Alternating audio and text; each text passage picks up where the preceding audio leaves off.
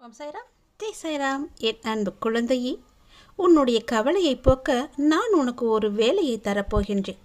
அந்த வேலையை நீ செய்து முடித்தால், அதாவது யாருடைய துணையும் இல்லாமல் நீ தனியாக அந்த வேலையை செய்து முடித்தால், உன் வாழ்க்கையில் நிம்மதியை நான் தருகிறேன். இது என்னுடைய கட்டளையாக நீ வேண்டுமானாலும் எடுத்துக்கொள். ஆனால் இதுதான் உண்மை.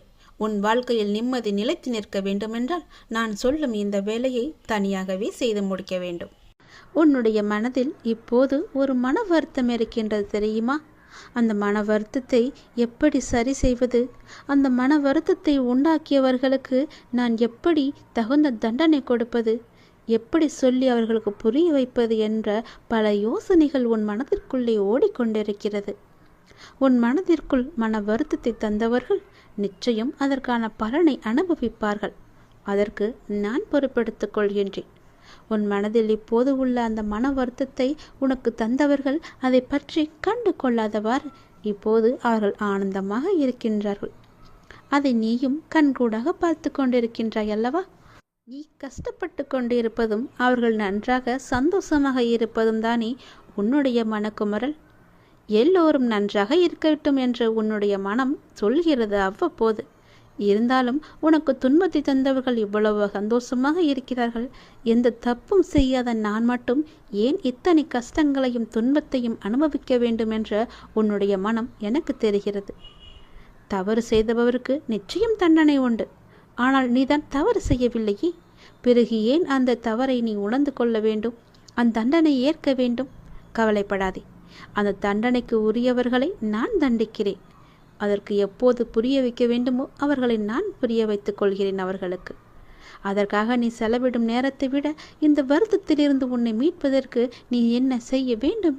எந்த விதமான ஆரோக்கியமான சிந்தனைகளை எல்லாம் உன் மனதிற்குள்ளே கொண்டு வர வேண்டும் என சிந்தித்து கொண்டே இரு. தேவையற்ற விஷயங்களை எல்லாம் மனதில் குழப்பிக் கொள்ளாதே. அவர்களை பற்றி சிறிதளவு கூட நீ சிந்திக்காதே. எல்லாவற்றிற்கும் ஒரு தீர்வு என்று இருக்கிறது. காலம் நிச்சயம் பதில் சொல்லும் என காத்திருந்த உனக்கு அந்த காலம் இப்போது வரப்போகிறது. நீயே கண்கூடாக பார்க்க போகின்றாய்.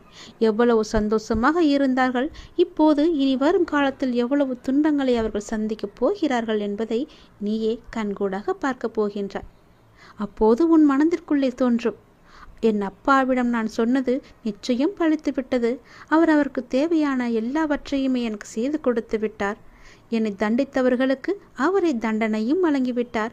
இருந்தாலும் அவர்களை பார்க்க எனக்கு ஏதோ ஒரு பாவம் போல தோன்றுகிறது என்று உன் மனதிற்குள்ளே நீ சொல்லிக் கொண்டிருப்பாய். அதையும் நான் பார்க்கத்தான் போகிறேன். கவலையே படாதே. எல்லாம் நிச்சயம் நடக்கும். காலம் பதில் சொல்லும். நீதி மட்டும்தான் ஜெயிக்கும். முதலில் வருத்தத்திலிருந்து நீ வெளியே வா. உனக்கு நான் இருக்கின்றேன். எல்லாவற்றையுமே நான் பார்த்து பார்த்து செய்து தருகின்றேன். உன் மன வருத்தத்தை தந்தவர்கள் நன்றாக இருப்பார்கள். ஆனால் எதிர்காலத்தில் அவர்கள் எவ்வளவு கஷ்டத்தை அனுபவிக்கப் போகிறார்கள் என்பதை மட்டும் பார். நன்றாக இருப்பாய் நீ. உன்னுடைய முன்ஜென்மத்து வினையெல்லாம் நிறையவே இருக்கிறது என்று கவலைப்பட்டு, கஷ்டங்கள் நிறையவே வருகிறது என்று துன்பப்பட்டு, கடன் பிரச்சனையெல்லாம் அதிகமாகி கொண்டே இருக்கிறது என்று கஷ்டப்பட்டு கவலைப்பட்டு கொண்டே இருக்கின்றாய் அல்லவா? அது எல்லாமே இன்றிலிருந்து முடியப் போகிறது. உன் முன்ஜென்மத்து வினையெல்லாம் இன்றிலிருந்து குறையப் போகிறது. நீ செய்ய வேண்டியது எது தெரியுமா? இந்த ஜென்மத்தில் இனி எந்த தவறும் செய்யாது நேர்மறை எண்ணங்களோடு இருக்க வேண்டும். அது மட்டும்தான் நீ செய்ய வேண்டிய ஒரே வேலை. இந்த வேலையை நீ ஒழுங்காக செய்து வா. உன்னுடைய வாழ்வில் உன்னை சுற்றி ஒரு மாற்றம் வந்து கொண்டே இருக்கும். படிப்படியாக மாறுவதை நீயே காண்பாய். உன்னுடைய முழு வினையையும் அறுக்கத்தான் நான் வந்திருக்கின்றேன். உன் அப்பா சொல்வதைப் போலவே நீ செய்து பார். உனக்கு கொடுத்த வேலையை சரியாக செய்துவிடு. அதிலிருந்து நீ பின் வாங்கக்கூடாது. யாரையும் துணைக்கும் அழைக்கக்கூடாது. அப்பாவின் கட்டளையை என்றும் மீறக்கூடாது என்ற எண்ணத்தோடு நீ செயல்படு. உனக்கு தற்காலிக ஆதரவு தரும் நிகழ்வுகள் எல்லாம் உனக்கு பிற்காலத்தில் தீமை தரக்கூடியதாக இருந்தால் அப்படிப்பட்ட ஆறுதல் உனக்கு தேவையே கிடையாது. எந்த காலத்திலும் தீமை தராத ஒரு ஆறுதல் என்னுடைய நாமம் மட்டும்தான், என்னுடைய புகழ் மட்டும்தான். உன்னுடைய மனம் கவலையில் இருக்கும்போது செயல்களிலும் கவனமாக நீ இருக்க வேண்டும். எல்லா ஆறுதலும் தீர்வு அல்ல. எனவே புரிந்து நடந்து கொள். உன்னுடைய வாழ்க்கையில் நீ செல்ல வேண்டிய தூரம் எவ்வளவு தெரியுமா? நிறையவே இருக்கிறது. அந்த தூரத்தை நீ பார்க்காதே. அதை அடைய நல்ல வழியை நான் உனக்கு கொடுக்கிறேன்.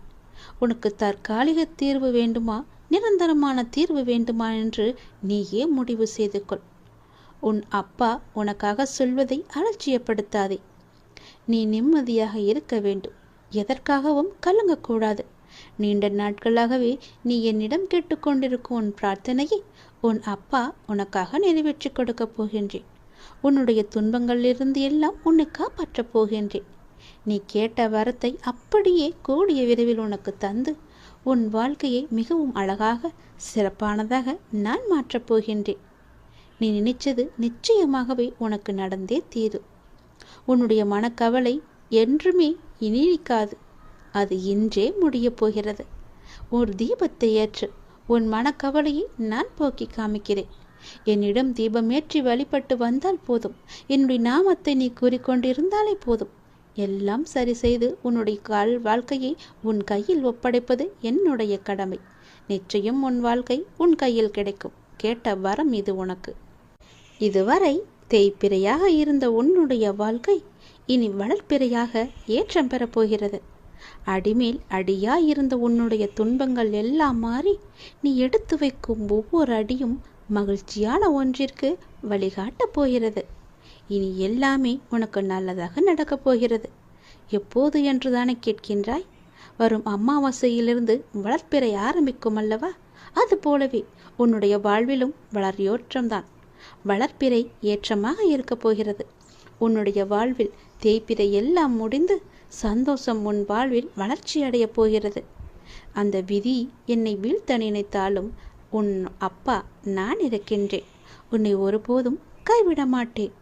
உன் வாழ்வில் மிக முக்கியமான 2 விஷயங்கள் நடக்கப் போகிறது. ஒன்று என்ன தெரியுமா?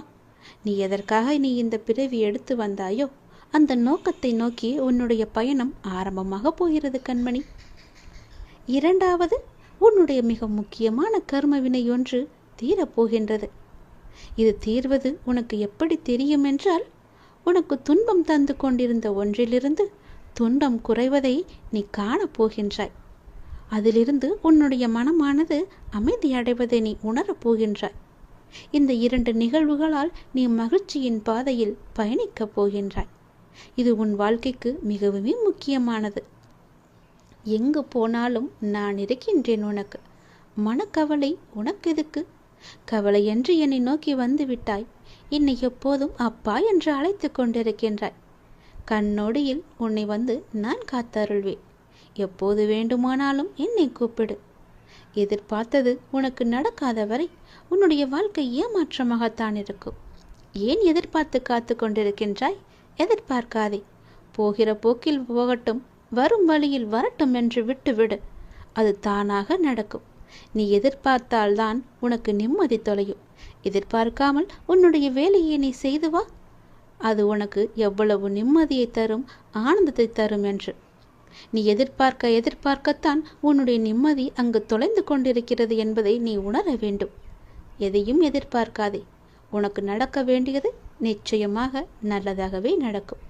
உனக்கு எதிர்பார்த்த மாதிரி ஒரு நல்ல விஷயம் அமைய வேண்டும் என்று காத்திருப்பதால் தான் உனக்கு அது கிடைக்காமல் கை நழுவி போய்கொண்டிருக்கிறது. அதை சற்றும் எதிர்பாராமல் இறைவனின் பாதத்தில் நீ விட்டுவிட்டு உன்னுடைய கடமை எதுவோ அதை நோக்கி நீ பயணப்படு. புண்ணியங்கள் வந்து உன்னை சேரும். பாவங்கள் எல்லாம் கரையும். உன்னுடைய கர்மவினை கரைந்து விட்டால் போதும். உன்னுடைய வாழ்க்கை நிச்சயம் மேன்மை பெறும். நல்லது நடந்து கொண்டே இருக்கும். ஏனென்றால் நல்ல நேரம் உனக்கு ஆரம்பித்து விட்டது இந்த நொடியே. குழந்தையே, நீ நிச்சயம் முன்னேறுவாய். உன் மனதில் எதிர்காலத்தை பற்றிய பயம் இருந்தால் அதை தூக்கி எறிந்துவிடு. உன் வாழ்வை நான் ஒளிர செய்கிறேன். உனக்காக நான் இருக்கிறேன். துன்பத்தை கண்டு களைத்து விட்டேன், எழுந்து நிற்க முடியவில்லை என்று தோல்விக்கு நீயே உன்னை அழைத்துச் செல்கிறாயே. ஏன், எதற்காக அப்படி செய்கிறாய்? உன்னால் முடிந்த அளவு போராடு என்று நான் கூற மாட்டேன். உன் மனம் திட்டமிட்ட லட்சியத்தை முடிக்கும் வரை போராடு என்கிறேன். தற்போதைய துன்பத்தை நினைத்து உனக்கான வருங்காலம் பொக்கிஷமாய் அமையப் போகிறது என்ற ஒன்றை மட்டும் உன் மனதில் நிறுத்திக்கொள். எல்லாம் நன்மைக்கே. விரைவில் புதிய அத்தியாயம் உன் வாழ்வில் நடைபெறும். காத்துக்கொண்டு இரு. உனக்கு பிடித்த ஒன்றை நான் தரப்போகிறேன்.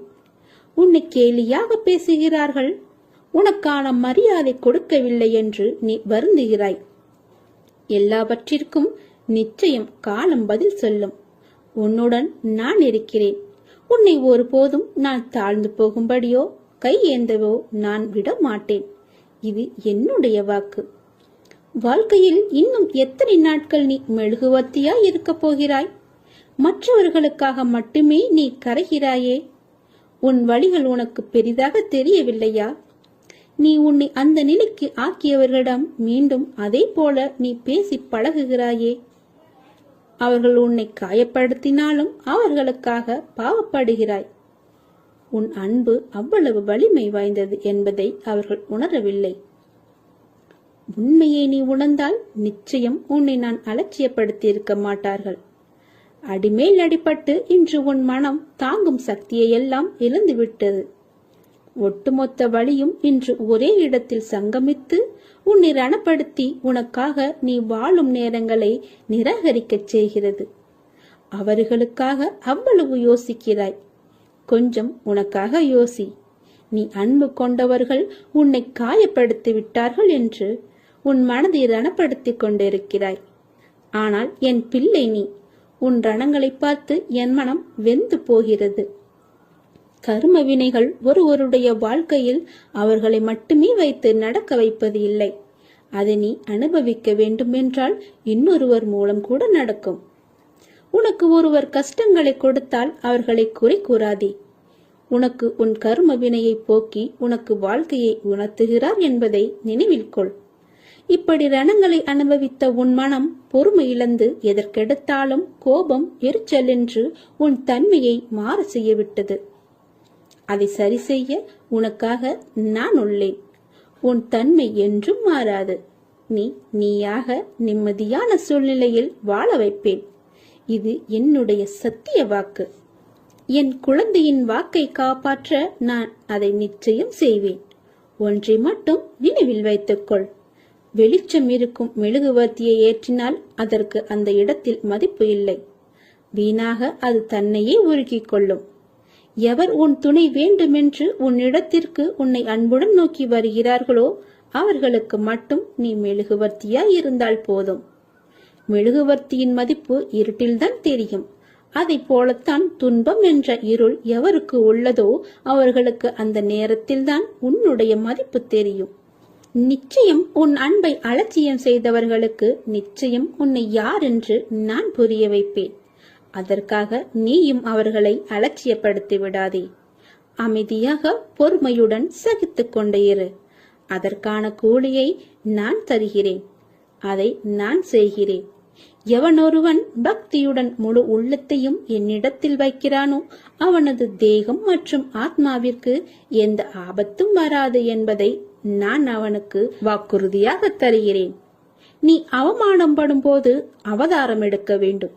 வீழ்கின்ற போது விஸ்வரூபம் எடுக்க வேண்டும். உன் மனம் புண்படுகின்ற போது புன்னகை செய்ய வேண்டும்.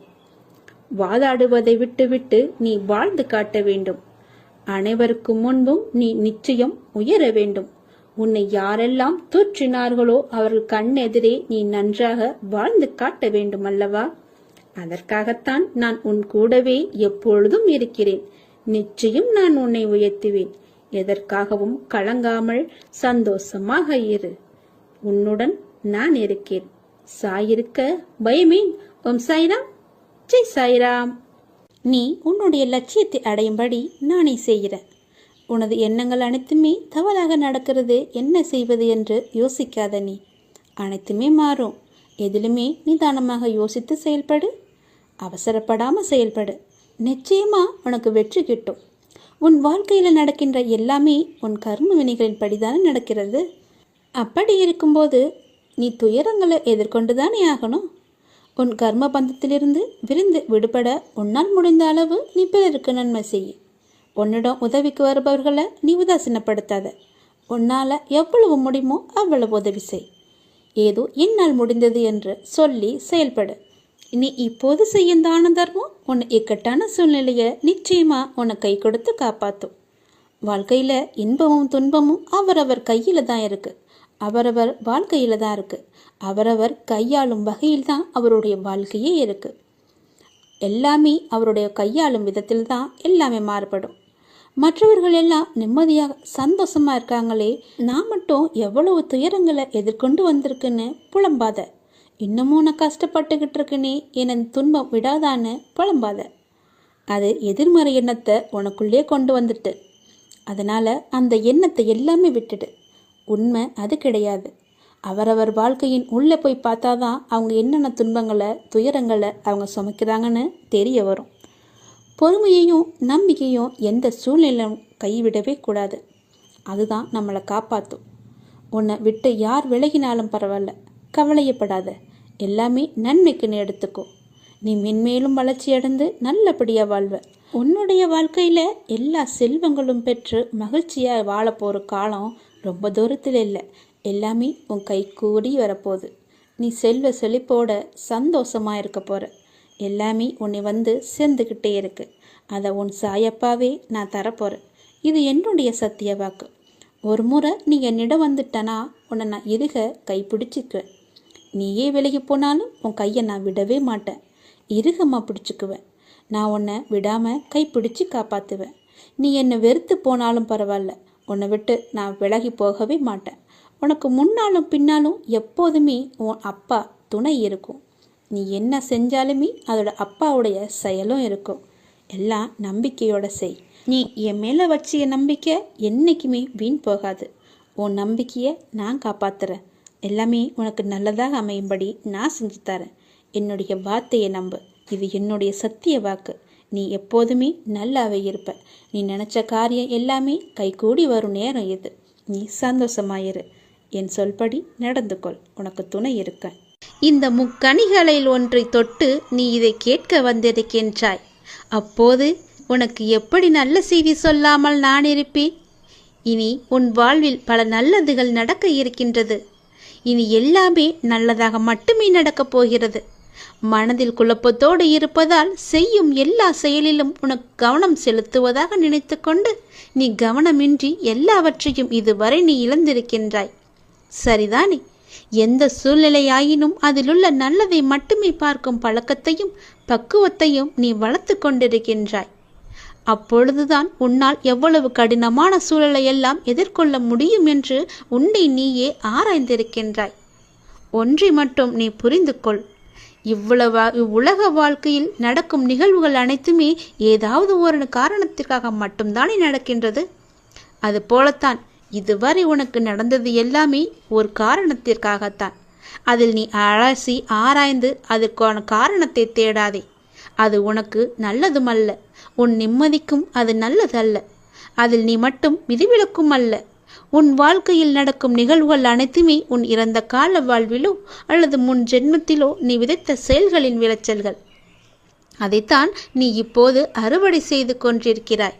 அதற்காக நீ உன்னை தாழ்த்தி கொள்ளவும் வேண்டாம், உன்னை வீழ்த்தி கொள்ளவும் வேண்டாம். எல்லாமே உன்னுடைய கர்ம வினைகளின் படிதான் நடந்து கொண்டிருக்கின்றன. அதனால் அதை பற்றி நீ பயப்பட வேண்டாம். நான் இருக்கும்போது நீ பயப்படவே கூடாது. அதைத்தான் தற்போது நீ அறுவடை செய்து முடிக்கும் தருவாயில் இருக்கின்றாய். நீ தாழ்த்தி கொள்ளாதே உன்னை. அதற்கான பலனை வருங்காலத்தில் நிச்சயம் அனுபவிக்க வேண்டும். இப்பொழுது செய்யும் நல்ல செயல்களின் பலனை நீ நிச்சயம் வருங்காலத்தில் அனுபவிக்கப் போகின்றாய். நீ செய்யும் நல்லது உனக்கு பல மடங்காக பல விதங்களில் உனக்கு வந்து சேரப்போகிறது.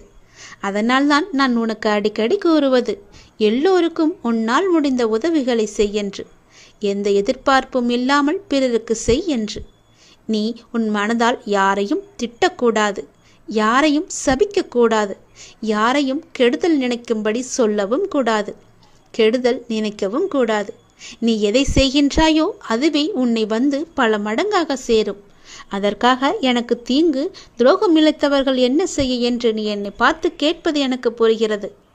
உன்னுடைய மனம் வருந்தினாலே போதும். உனக்கு பாதிப்பை தந்தவர்களுக்கான தண்டனையை அந்த காலம் நிச்சயம் கொடுத்தே தீரும். எல்லாமே உடனுக்குடன் நடக்க வேண்டும் என்று மட்டும் நினைக்காதே. கொஞ்சம் நேரமாகும். தாமதமாக இருந்தாலும் என்றும் தர்மம் மட்டுமே வெல்லும். உன்னிடத்தில் எப்போதும் தர்மம் இருக்கும்படி பார்த்துக்கொள்.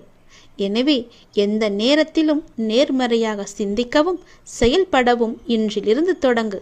அதுதான் உனக்கும் உன் லட்சியத்தை அடைய செய்யும் எல்லாவற்றுக்குமான ஒரே வழிபாதை. என் வார்த்தைகள் மீது நம்பிக்கை வை. உன்னுடைய வாழ்க்கையில் நான் பல தீபங்களை ஏற்றி நல்வாழ்க்கை தருகிறேன். நீ நன்றாக இருந்தால் மட்டுமே இந்த உலகமும் உறவுகளும் உன்னை நேசித்து உன் கூடவே வந்து கொண்டிருக்கும். சற்று தளர்ந்து போனால் உன்னையே அது ஏசும். இதுதான் வாழ்க்கை. இனிதான் உனது பயணம் தொடங்கப் போகின்றது. மனம் தளராமல் அந்த பயணத்தை சந்தோஷமாக தொடங்கு. அந்த பயணம் வெகு விமர்சையாக இருக்கப் போகிறது. சந்தோஷமாக இருக்கப் போகிறது. கவலையின்றி சந்தோஷமாக தொடங்கு. உனக்கு துணையாக உன்னுடைய சாயப்பா நானே வருகின்றேன். எதுவாக இருந்தாலும் அதை நீ ஏற்றுக்கொள். எப்பேற்பட்ட கஷ்டங்கள் வந்தாலும் அதை மகிழ்ச்சியோடு ஏற்றுக்கொள். உனக்கு வேண்டிய உதவிகள் செய்யத்தான் நான் ஒருவன் இருக்கின்றேனே. நான் ஒருவன் மட்டுமே கடமைப்பட்டிருக்கின்றேன். இந்த மாயை என்ற உலகத்தில் நீ காண்பது, கேட்பது, பழகுவது அனைத்துமே மாயை. நேரம் கடந்து போனால் அனைத்தும் உன்னை விட்டு விலகி போய்விடும். நீதான் தன்னம்பிக்கையோடும் தைரியத்தோடும் உன் வாழ்க்கையை நீ மட்டுமே வாழ வேண்டும். அதுவும் சந்தோஷமாக வாழ வேண்டும். உன்னால் மட்டுமே முடியும். எவரை பற்றியும் நீ கவலைப்படாமல் நீ வாழும் வாழ்க்கைக்கு மதிப்பு வரும்படி நீ வாழ்ந்து காட்ட வேண்டும். அப்படியே நீ வாழ பழகிக்கொள்ளவும் வேண்டும். தூற்றுபவர்கள் என்பது எல்லோரும் இருக்கத்தான் செய்வார்கள். உன்னை சுற்றியுள்ளவர்கள் எல்லோருமே உன்னை பற்றி தூற்றிக்கொண்டுதான் இருப்பார்கள். தூற்றுபவர்கள் தூற்றட்டும், காதில் வாங்கி கொள்ளாதே. நான் உன்னுடன் இருக்கும் வரை எதற்கவும் நீ கலங்காதே. எந்த சூழ்நிலையிலும் நீ கலங்காதே. உன்னை உயர்த்தி அழகு பார்க்க நான் ஆசைப்படுகின்றேன். அதற்கு நீயும் எனக்கு கொஞ்சம் ஒத்துழைப்பை தர வேண்டும். எவரை பற்றியும் நீ கவலைப்படாமல் நீ வாழும் வாழ்க்கைக்கு மதிப்பு வரும்படி வாழ்ந்து காட்ட வேண்டும் என்ற தன்னம்பிக்கையை உனக்குள்ளே நீ கொண்டு வா. உன்னை உயர்த்தி நான் நிச்சயம் உன்னை உயர்ந்த இடத்தில் வைத்து நான் அழகு பார்க்கிறேன். உன்னை தூற்றியவர்கள் எல்லாம் அண்ணாந்து பார்க்கும் காலத்தையும் நீ நெருங்கி விட்டாய். உன்னை பாதுகாப்பது எனது கடமை. நான் உன் கூடவே இருக்கிறேன். எதை செய்ய நினைத்தாலும் என்னை நினைத்து செயல்படு. அது மட்டும் போதும். நான் உன்னை கைவிடவே மாட்டேன். இனி உன் வாழ்வில் நடப்பது எல்லாமே உனக்கு மட்டுமே நல்லதாகவே நடக்கும். நீ ஏனென்றால் நீ என்னுடைய குழந்தை. நான் பெற்றெடுக்காத என் உயிர் பிள்ளை நீ. அப்படி இருக்கும்போது உனக்கு நடக்க வேண்டிய நல்லது அனைத்தையுமே என்னால் தான் நடைபெறும். நான் இதை உனக்கு அடித்து சொல்கிறேன். சத்தியம் செய்து சொல்கிறேன். உனக்கு நடக்க வேண்டிய நல்லதுகளை நானே முன்னின்று நடத்தி வைப்பேன். என் அப்பா என்னை கைவிட்டு விட்டார் என்ற எண்ணம் மட்டும் உனக்குள்ளே வேண்டாம். உன் கூடவே இருந்து உன்னை வழிநடத்தி செல்லும் ஒரு நல்ல ஆசானாக, தந்தையாக, குருவாக நீ எப்படி வேண்டுமானாலும் வைத்துக்கொள். கடவுளாக நினைத்தாலும் சரி. நான் உன் கூடவே இருந்து உன் வாழ்க்கை என்ற வெற்றி பயணத்தை நான் தொடங்கி காமிக்கிறேன். வெற்றி நிச்சயம். நான் உனது கோரிக்கையை நிறைவேற்றப் போகின்றேன். இரட்டிப்பு மகிழ்ச்சியுடன் நல்ல செய்தி சொல்லத்தான் நான் இப்போது வந்திருக்கிறேன். நீ இதை கேட்கும் நொடியே நீயும் உன் இல்லமும் சுபிட்சம் அடைய போகிறது. மகிழ்ச்சியும் கிடைக்கப் போகிறது. நீ விரும்பியது எல்லாம் உனக்கு கிடைத்து கொண்டே இருக்க போகிறது. அப்பா உனக்கு நல்ல செய்தி சொல்ல வந்திருக்கிறேன். மன மகிழ்ச்சியுடன் சந்தோஷமாகவே இருக்கிறேன். நீ வாழ்ந்து கொண்டிருக்கும் இந்த தற்போதைய வாழ்க்கை நான் உனக்கு கொடுத்தது. இதில் நீ அனுபவிக்கும் அத்தனையுமே நான் உனக்கு ஆசீர்வதித்து கொடுத்தது. இதை நீ எப்போதும் ஒரு நாளும் மறக்க கூடாது.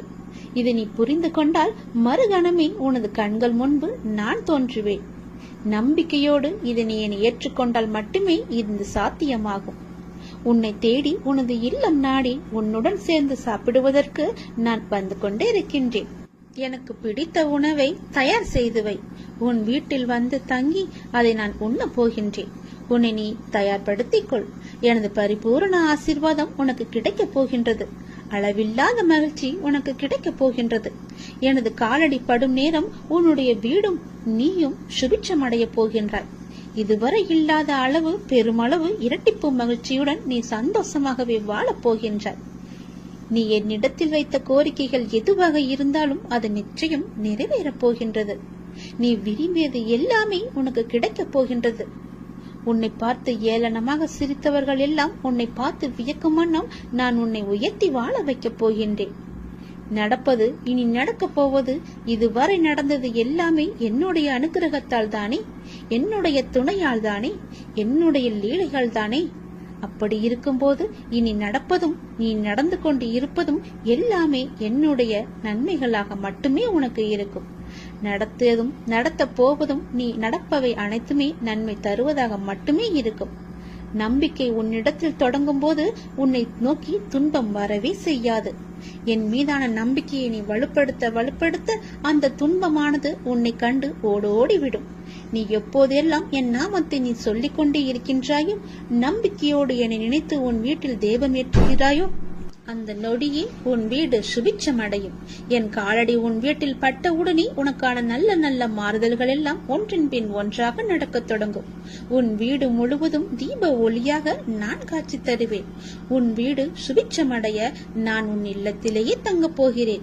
உன் வீடு எப்பொழுதும் தெய்வ கடாட்சம் நிறைந்ததாகவே இருக்கப் போகிறது.